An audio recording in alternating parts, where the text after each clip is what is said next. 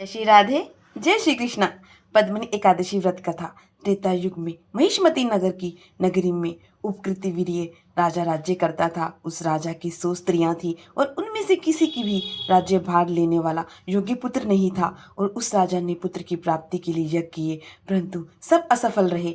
अंत में वह तप के द्वारा सिद्धियों को प्राप्त जानकर तपस्या करने के लिए वन को चला गया। और उसकी स्त्री हरिश्चंद्र की पुत्री परमदा वस्त्रभूषणों को त्याग कर अपने पति के साथ गंधमादन पर्वत पर चली गई। और उस स्थान पर इन लोगों ने 10 सहस्त्र वर्ष तक तपस्या की, परंतु सिद्धि प्राप्त न हो सकी। राजा के शरीर की केवल हड्डियां ही हड्डियां रह गई। और यह देखकर परमदा के विनय सहित महासमिति अनुसुईया से पूछा कि मेरे पति देव को तपस्या करते हुए 10 सहस्त्र वर्ष हो गए बीत गए हैं और अभी तक भगवान प्रसन्न नहीं हुए हैं। और इससे माता अनुसुईया ने उनको कहा कि आप अधिक मास की 32 महीने बाद आता है और उसमें से एक एकादशी है। इसमें शुक्ल पक्ष की एकादशी का नाम पद्मिनी और कृष्ण पक्ष की एकादशी का नाम परमा है। और इसके जागरण और व्रत करने से भगवान तुम्हें अवश्य ही पुत्र देंगे। और इसके पश्चात अनुसुईया जी ने व्रत की विधि बतलाई। अनुसुईया की बतलाई हुई विधि के अनुसार प्रमदा ने एकादशी का व्रत किया और रात्रि में जागरण किया।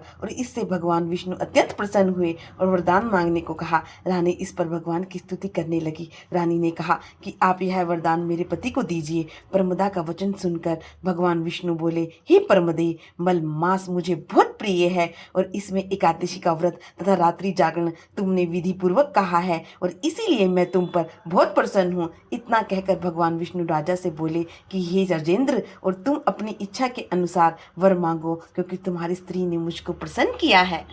भगवान की सुंदर वाणी को सुनकर राजा बोला कि हे भगवान, आप मुझे सबसे सर्वश्रेष्ठ, सबके द्वारा पूजित और आपके अतिरिक्त देव दानव मनुष्य आदि से अजय उत्तम पुत्र दीजिए। और भगवान उससे तथास्तु कहकर अंतर्ध्यान हो गए। और यह दोनों अपने राज्य को वापस आए और उन्हीं के वह कृत वीर्य उत्पन्न हुए थे। और यह भगवान के अतिरिक्त सबसे अजय थे और इसी ने उन्हें रावण को जीत दिलाया था। और यह सब पद्मिनी के व्रत का प्रभाव है। नारद जी से इतना कहकर पुलत्स्केनी जी कहा चले गए। और भगवान बोले कि हे महाराज, यह मैंने अधिक मास की शुक्ल पक्ष की एकादशी का व्रत कहा है। जो मनुष्य इस व्रत को करता है, वह सुनता है, उसे वाजपेयी यज्ञ का फल प्राप्त होता है।